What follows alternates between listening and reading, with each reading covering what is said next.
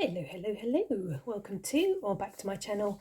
My name is Angel. Thank you for stopping, clicking and watching. If you're new, welcome to my channel. If you're returning, welcome back. Either way, warm welcome to you. It's lovely to have you here. Yeah, spending some time with me. So, as you can see from the title, we're doing an unboxing today. It's an unboxing of a new tarot deck in my collection, a pre-order, The Mind's Eye Tarot by Olivia Rose. This is a US Games deck. Beautiful illustrations. Let's just pop this into shot so you can see it properly. Yeah, we're going to jump straight in. Okay, so I believe I saw this deck on the creator's Instagram account, and I believe this creator has already created the Heart's Eye Oracle, which was a Kickstarter, I feel, and I just, accidentally stumbled upon their Instagram account, and they were showing this deck, and I was like, wait, what? Hold the phone, stop the press. What deck is this?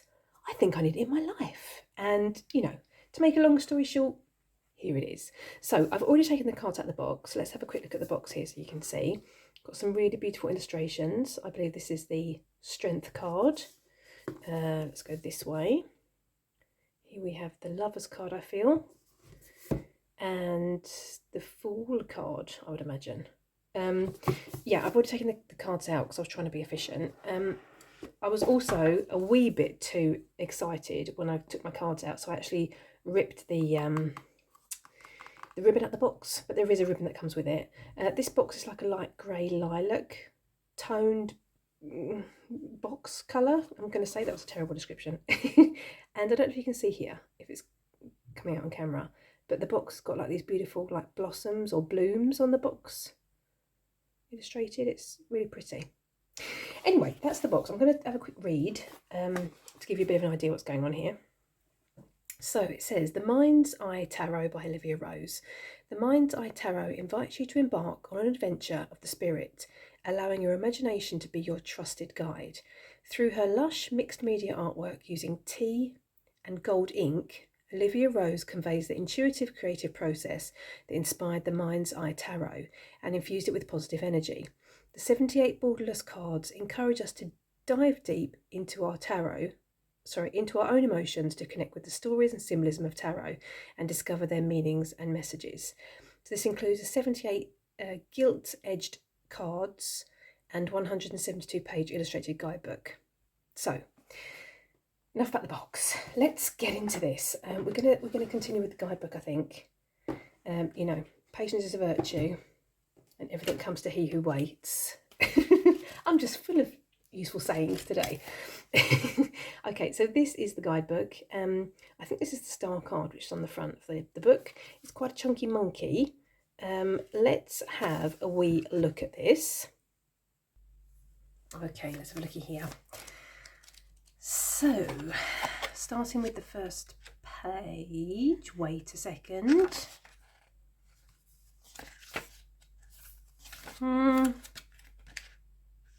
Page number 7, page number 5. Wait, what's going on? This appears to be a bit of a printing error. We go from page 7 to 5 to 3. And then we've got the Mind's Eye Tarot, like the title page. That's very bizarre. And then we go into the Empress. Wait, what's going on here? How far does this go? Okay, oh, that's a bit bizarre. Okay. Okay, so we've got a bit of a printing error here. So I believe it should have been the title page, an introduction, which, so look here, appears to be by Olivia Rose. And then we go into acknowledgements. And then I think we go straight into the major arcana. Question is if that is the High Priestess. And that doesn't look like the Magician. Wait a second. And that doesn't look like the Fool either. The Emperor. No, this looks like it's a bit squiffy, a bit squiffy. That looks like the Hierophant to me. And that looks like the Lovers. Okay, so it's the first few pages then. the first kind of maybe 7-10 pages, that there's a bit of a misprint there, but that's fine. Okay, so just going back to the major arcana, we've got a coloured picture, which is lovely. The name of the card, the number of the card, we've got a bit of a description, and we've got the upright and the reverse meaning, which look like keywords. Do we have the same for the minors? Yes, we have the same for the court cards and the same for the minors. Excellent. Do we have any spreads in here? Okay, here we have a spread. The Mind's Eye Tarot 3-card spread, hindsight, insight and foresight. Do we have another one? No. Okay, that's fine. That's fine. And a bit about the artist. Anything else here? And we've got some pages for notes, which is also quite good. Okay, that's interesting. We're going to come back to the guidebook in a wee second, or in a wee while. We're going to dive into the cards because that's what I've been waiting for. These are the backs. They are beautiful. They're black with, I would say, a gold pattern on them. They're reversible. I personally don't read reversals. But if you do, perfect for you. As it mentioned on the back of the box, this deck is gilded, gold gilded, and it's not sharp either on the fingers, which is great. It's quite a swishy cardstock, and I would say it looks like that linen finish cardstock. It's like got that, what's this called? Oh no, my mind's gone a blank as usual. Crosshatch I think it's called. It's a bit textured, the cardstock is a bit textured, and you know, it's very swishy, which is very nice. But matte cardstock, I would say. It's very, very nice. Okay, let's get into the cards because, you know, I'm impatient like that. We're starting with the Fool, obviously.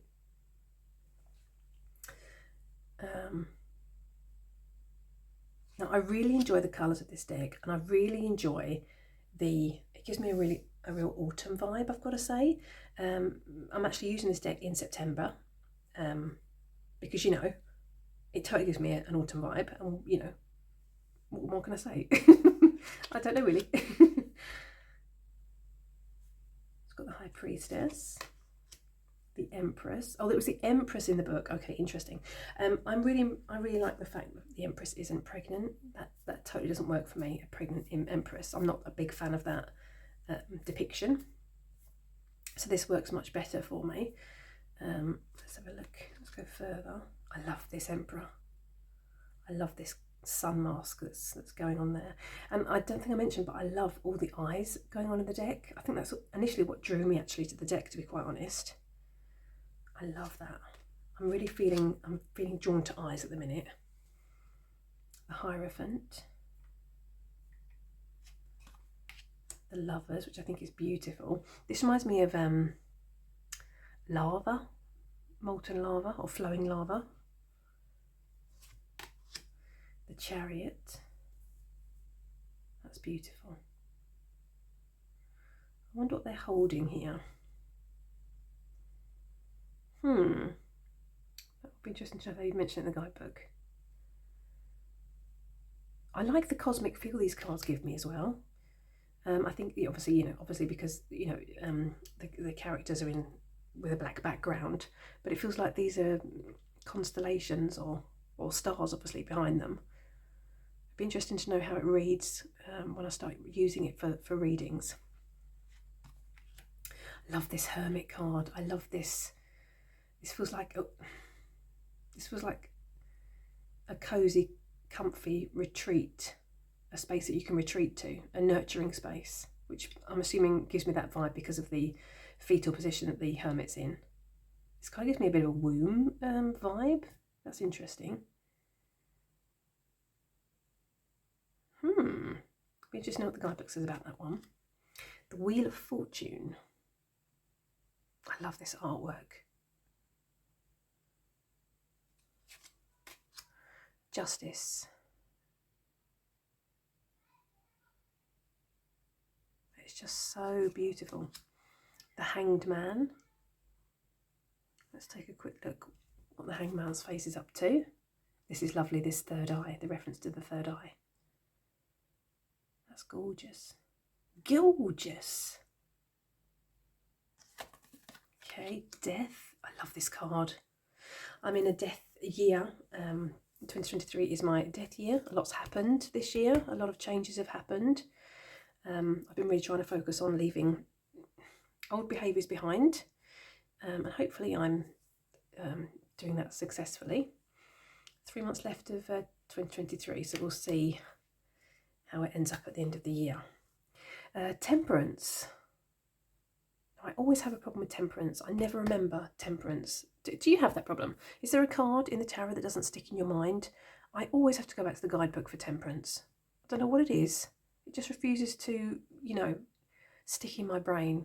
Although saying that, the 5 and the 7 of swords are still a bit of are still problematic for me as well. Have to go back to the guidebook for those two as well. The devil. I love this devil. That's gorgeous. Gorgeous. The Tower. This is my favourite card in the tarot.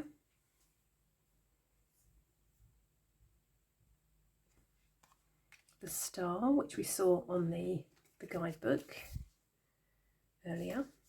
I love this.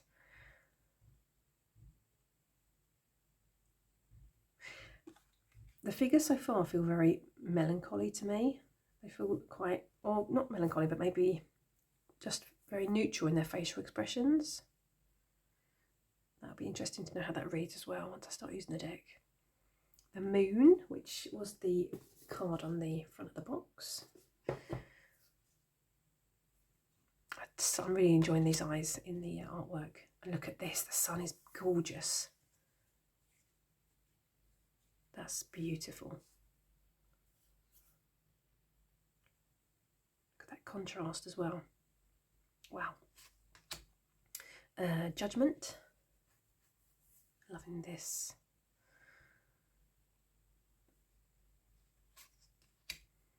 The World. That's quite a dark card.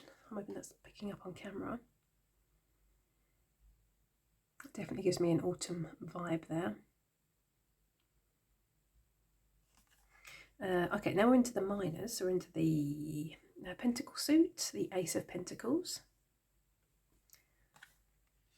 The 2. The 3 of Pentacles.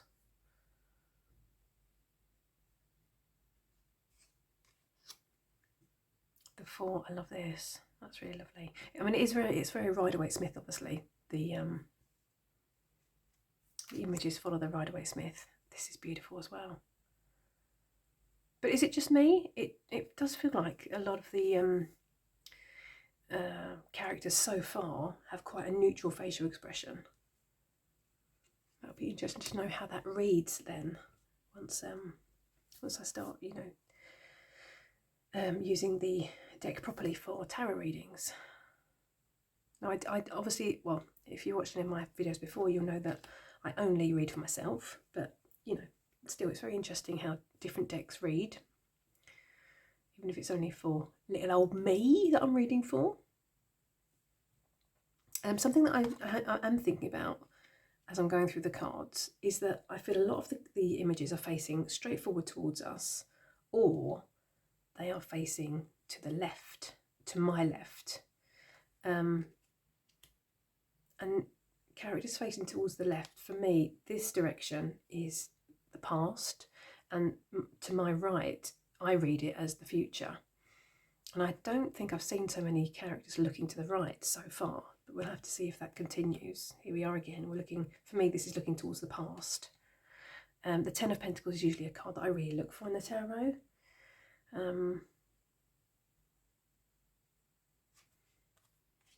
So onto the courts, we've got the Page of Pentacles. This is beautiful. The Knight of Pentacles. What's going on? Yeah, I see the butterfly and the wings, and I see the face. But is this person riding on the back of a butterfly? That's interesting. I think we may have to go to the guidebook for that one. The Queen, she's beautiful. Or they are beautiful.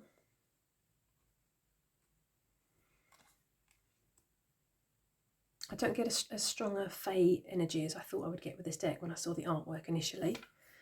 Not that's a problem. That's not a negative. I'm just kind of, you know, thinking aloud. Okay, we're on to the sword suit, the Ace of Swords. The 2. Again, we're looking, for me, this is to the past. The 3, this is beautiful.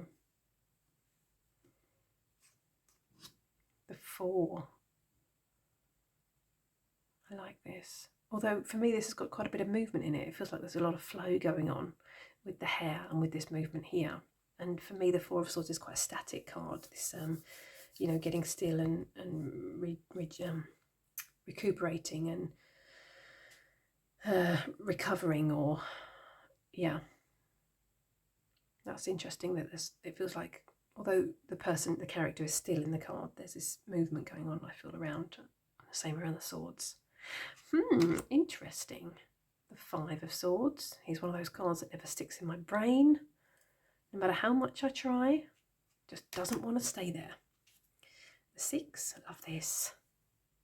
I love this colour palette. I think it's absolutely beautiful. The 7. Here we have it again, one of those cards that doesn't stick in my brain. This is very interesting. This winding, binding, creeping movement going on around. That's interesting. I think we've seen it on another card a little bit earlier on in the deck as well. The 8 of Swords. The 9. Barry Rider-Waite-Smith. And the 10. Love that.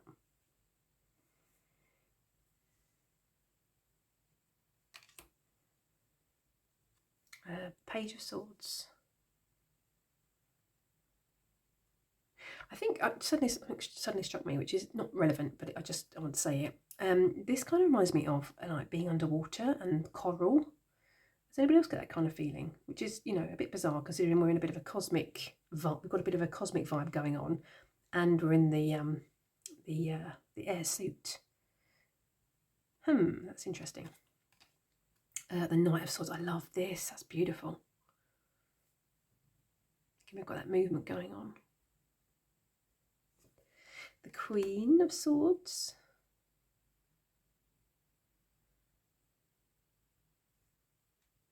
And the King. Now, the King of Swords is facing to the future. Again, we've got the Queen facing, for me, towards the past. I haven't seen many figures facing this way. That's interesting. I'll have to look at that maybe a wee bit later. Okay, we're on to the Ace of Wands, and the Wand suit is generally my favourite suit, which I think because I'm a fire sign. Here I feel like this is more of we've got some more Fae energy coming through here with the wings. This is a 2. And here we have that flowing, binding, creeping energy coming in again. That's really interesting. The 3 of Wands, again, we've got a bit of Fae energy going on. The 4 of Wands.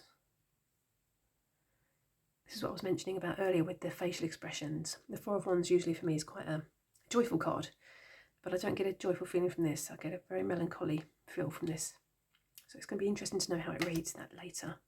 The 5 of Wands, this totally reminds me of the 8 of Wands actually.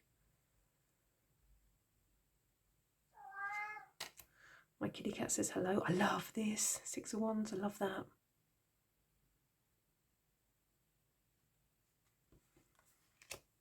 The 7 of Wands.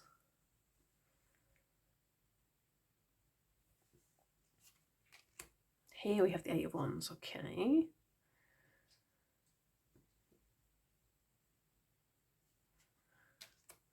The 9, this is beautiful. Look at those colours.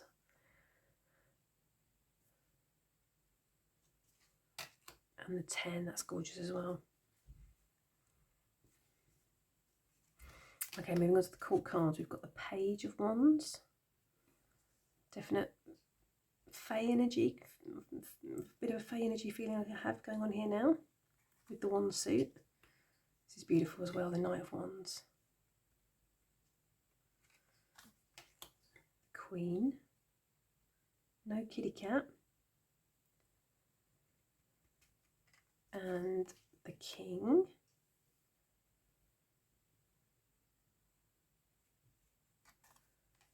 Okay, then we've got the cups. This is really beautiful. I love this. Okay, so we've got the Ace, the 2, the 3. Same again, the facial expressions, they're quite neutral.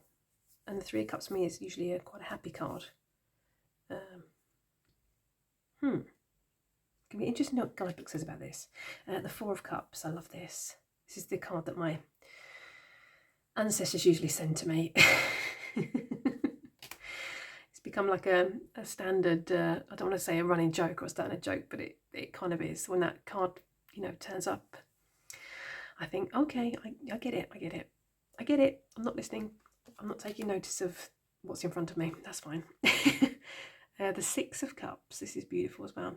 Same again, quite, you know, I'm going to say those neutral expressions again are coming in. Let's look here at the 7 of Cups. Love that. The 8 of Cups. The 9. That's beautiful. Oh, I like that. I like that. The 10 of Cups.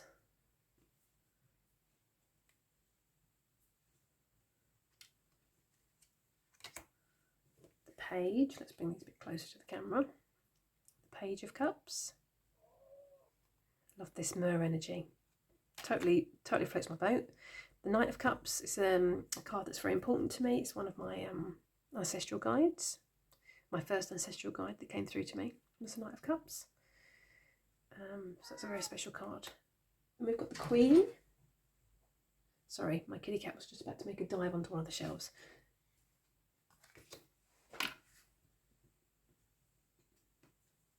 Sorry, apologies for that. The Queen of Cups. And finally, the King of Cups. So just as a bit of an experiment, I'm just going to quickly go through the deck and divide the deck into characters that are looking to the left, characters that are looking to the right, and characters that are looking straight forward. Because for me, characters that are looking to the left, as I mentioned, my left is, for me, I read it as the past. If they're looking straight at me, I read that as that this is something that's happening in the present moment I need to think about. And if they're looking to the right, to my right, that it's something that's going to be happening in the future. So I'm just going to, just for a bit of interest, and just because I'm, intrigued, I'm going to split the deck into those categories. Watch this space. Please hold. Okay, thank you for holding. Okay, so now I've divided the whole deck into 3 different sections. Well, 4 actually, but the 4th one isn't really of interest. It's people together, or no people in the cards. So this many cards have figures facing to my left, which, as mentioned, for me feels, or for me, I definitely read it as the past. Which maybe I'm reading it incorrectly, but that just makes sense to me that this is the past, and then we're going to the right for the future. Anyway, these cards here, these are the cards that are facing the front, or facing face on, which says to me it's in the the present moment. And that was also a big chunk of the cards. That was this many cards, and then we have, for me, which is the future towards my right. Very few. We've got the King of Swords, the 8 of Cups, which makes sense, walking away. Judgment, which, although they're looking at us, their body is facing to my right, and then even the Star, which is the same, looking straight towards us, but the body is faced towards the right. And I've never really thought about that before. I've never noticed there'd be such a difference in the amount of cards that are facing in different directions, and this is the first deck I've thought about it. It's going to be interesting to know how it reads for me, if that's going to, you know, make or break the deck. I don't think it will, but, you know, you never know. Anyway, that was just an interesting, you know, tidbit of information. What say you? Do you read your decks? You know, I'm thinking directionally now, as in the figures directionally. Does that make a difference to your reading? Let me know in the comment section, I'd love to know. Okay, shuffling, let's do this. Now I have already shuffled this. It does shuffle very nicely. Overhand and bridging. It shuffles very, very nicely. Let's do this once more. Usually my shuffling goes terribly on camera. I can, you know, shuffle like a, you know, like a dream generally. And the minute I put the camera on, it all goes, you know, higgledy-piggledy. Pretty much like that, really. Okay, what do we think? Should we do a bit of a, I think we should do a bit of a draw. Let's see if we can get a jumper. Oh, there we go. Oh, looky, the star. We're just talking about the star. Okay, so there we go. There's the star. Let's see if we can find the star in the guidebook. It should not be a problem. Okay, let's have a looky here. Okay, so as mentioned, we have our colour picture, our colour image, the number, the title or the card title, bit of a description, upright and reverse meaning. So let's have a quick read of that. Focus please and enjoy, feast your eyes on the star card. Okay, the star bridges heaven and earth, casting the universe's gifts of light and truth on the waters of the soul. The star card reminds you of who you really are and how you are connected to pure loving energy. It brings about a new sense of self, helping you to rediscover your true purpose in life, guiding you to find the peace and tranquility you have been searching for. Then we have an upright meaning, healing, peace, truth and tranquility, renewal and inspiration. And the reverse meaning, lies, despair, hopelessness, mistrust, lost connections. Ooh. So there we have it. That is the Mind's Eye Tarot. Now, in true angel form, you know, I do like on my channel to do some pairings when I get a new deck in, because I'm a cheeky monkey like that. So I'm thinking of pairing this deck with, first and foremost, I don't know if it's first and foremost, but you know, I'm going to pair it anyway, with the Pure Magic Oracle. Now, I've recently moved, which if you've seen in my videos, you'll know. And that gave me a great excuse almost to go through my decks and, you know, find some hidden gems that have been forgotten almost. Some forgotten hidden gems. Yeah, definitely that. Let's do this. Let's pop these here. And we're going to pair it with the Pure Magic Oracle. Now, these are the backs, which I think are gorgeous. I've edged mine in purple because, you know, it's just gorgeous. Now, as I mentioned, after moving and sorting my decks out, I found some really fantastic hidden gems that have kind of gone under the radar. And I really do like this deck, but I kind of stopped using it, I think because of the guidebook. Just to give you a bit of an example, very quickly. The guidebook shows a bit of an image. It's got like a title, some keywords, and then it's got a description. And then it's got like a pure wisdom section and even a pure magic spell. And I think at the beginning of my practice, the pure magic spell section didn't really resonate with me, and I didn't feel confident enough to make it my own, to change it up, to make it my own. But I feel now that I'm a little bit further on in my journey, and I understand now that I don't have to follow a book, I don't have to follow a guide. You know, I can, you know, fly by the seat of my pants and do what resonates for me. So with that in mind, that's the reason this has kind of, you know, come about, and I'm going to, you know, jump in and start using it again. So with that being said, let's show you some cards. I'm going to stop talking and do what we're here to look at. So we've got Witch's Wounds and the Five of Swords. Now, if I could remember what the Five of Swords meant, that probably would, like, you know, resonate with me. But unfortunately, the 5 and the 7, they never click. Oh, here we go. What's going on here? Oh, my Lord. Okay, I can't help with this one either. Drawing Down the Moon and the 7 of Swords. I'm intrigued about this. This, like, smoke or creeping, binding energy. That's interesting. I like that. That was in a couple of the cards. That'd be interesting to know it's in the guidebook. Levitation and the Two of Wands. I'm not getting any hits just right this second, I've got to say. How about you? Let me know in the comment section if anything is like, you know, ringing a bell for you or resonating for you. Hallowed Heart with the Three of Wands. Did I not shuffle these very well? Yes, I did. Mugwort Dreams and the Six of Cups. Let's take a couple more and then we're going to move on to another oracle deck, I feel. Snake Skin and the Eight of Cups. Information, secrets, body language and senses. Okay, we'll take one more. I think the colours are working, I've got to say. I'm quite liking the aesthetics, but it's where the messages obviously come through, which is the most important part. Salamander and the Ten of Cups. I don't know. Let's try another deck. I think I'm gonna have a look at, you know, work with this one and see if it, you know, starts speaking to this tarot deck in September when I start working with this deck.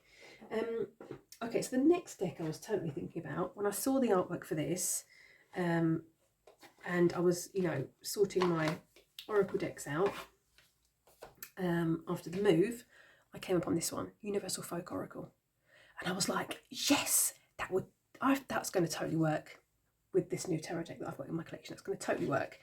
And I've got to say, when I looked at the artwork of this one, let's show you the backs quickly. Beautiful backs. I edged mine also in purple. I think I bought it at the same time as the previous oracle deck. The figures in this deck also feel very melancholy to me. So that's very interesting. But I totally think this artwork is going to work. I think it's going to gel really, really nicely. Let's have a looky and see if my hunch is correct. So we've got Meditation and the King of Swords. I love the artwork in this. I love these little, like, I don't want to say familiars, but I don't know, the animals that pop up and appear in the artwork. I think they're beautiful. Direction with the Magician. True Calling, Life Path.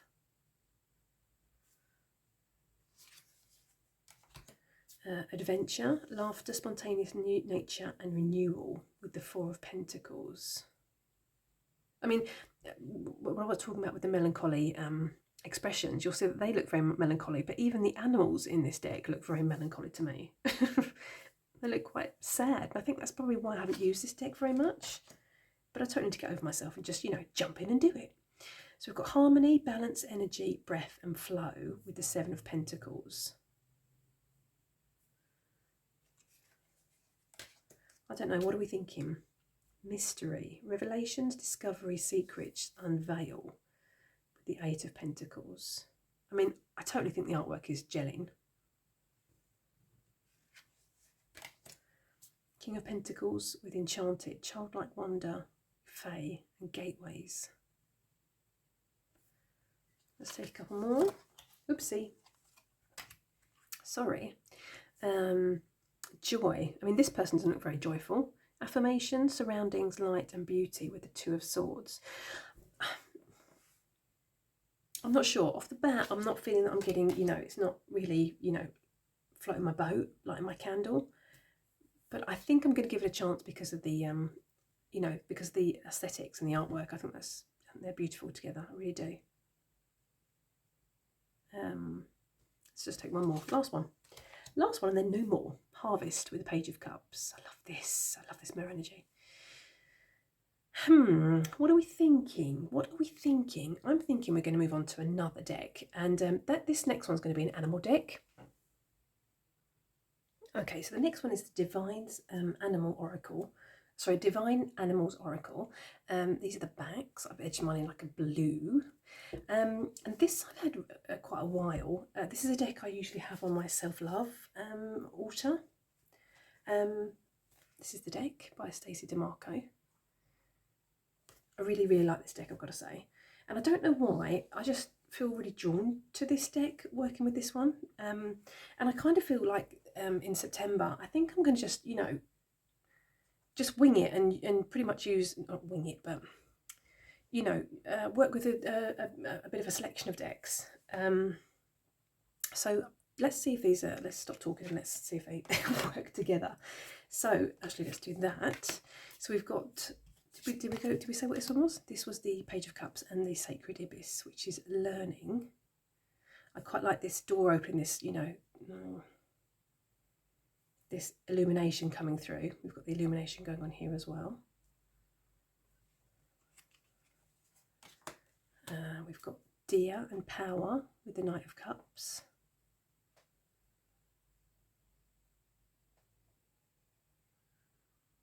I really enjoyed the artwork in this one as well. Obviously totally different from the Mind's Eye Tarot, but still. Ace of Wands with Chameleon and Change.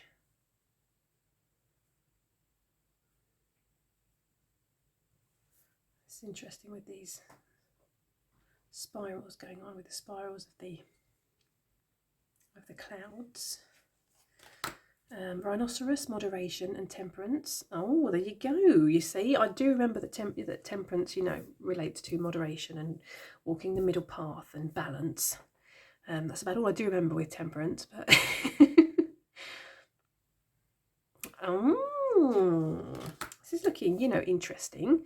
Armadillo. This totally reminds me of the armadillo armour here.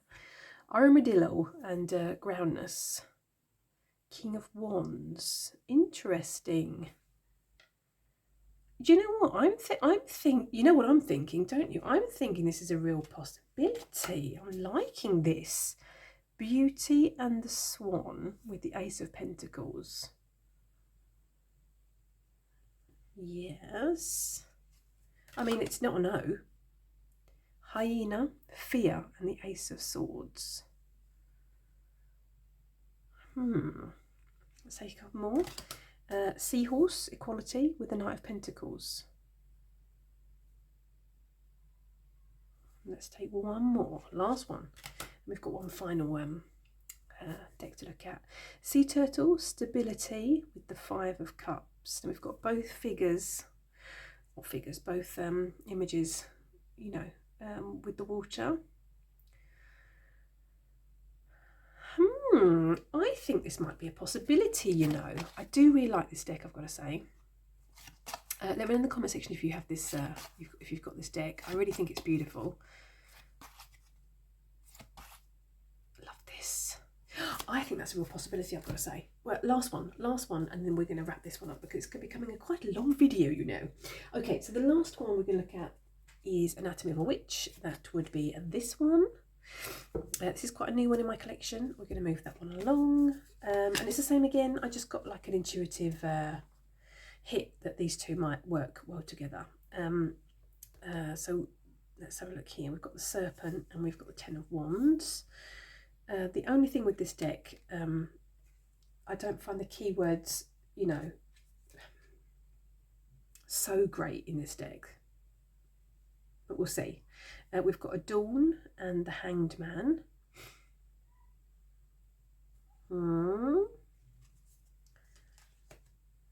Seven of Cups and Maintain.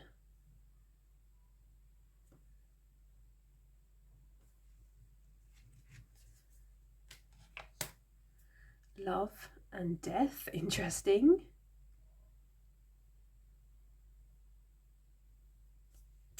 Take a couple more. Play and the Tower. Oh, that's interesting. Total Baba Yaga vibe there going on. And we've got Touch with the Four of Wands. Let's take one last one. Renew and the Ten of Pentacles. I'm not saying it's a no. But I'm not sure. As mentioned, I love this. I haven't used this one so much, and some of the keywords are, you know, are really great, and there's other keywords like this one, Pop It, which doesn't really give me anything to, you know, jump off from. I feel this is better. Bless. Same again with Witch's Bottle. Doesn't give me so much to jump off from. Witch's Heart, Hands, Solstice. So some of them are really good, and other ones are a bit more difficult. I feel that I have to go to the guidebook for. Maybe I need to just, you know, Oh, looky here. Maybe I just need to, you know, dive in and use it and see. Here we go. You know, we did say a thing about eyes, didn't we? I think I'm going to have to just do that, aren't I? I'm going to have to test them all out. But I think my favourite was the Stacey DeMarco deck. Oh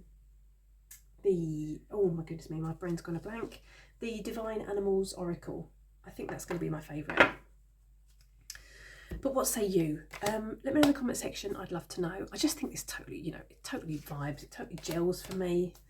But we'll have to, you know, I'm gonna try it out in September and see, you know, which one, you know, is a great pairing. Quite simply. Yes, enough for the waffling. Let me know what you think. What do you think of this deck? Are you thinking of buying it? Do you have it on pre-order? What do you think about the whole people looking to the left, to the right, and looking straight forward? Let me know in the comment section. I'd love to know.